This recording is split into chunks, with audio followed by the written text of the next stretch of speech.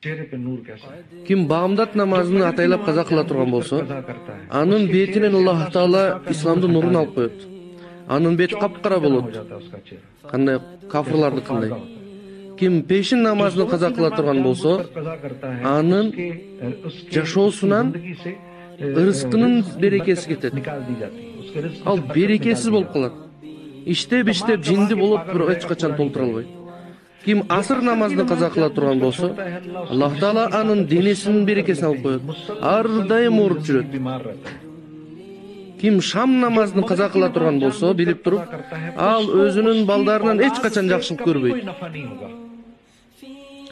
Жана ким куптан намазын каза кыла турган болсо, ал күнү түнү уктаса да эч качан канбайт, ар дайым кыжалатта болот. Ушул 5 нерсе, урматтуу бир туугандарым, сиз менен биз ушул 5 нерсе үчүн жашап жүрөбүз.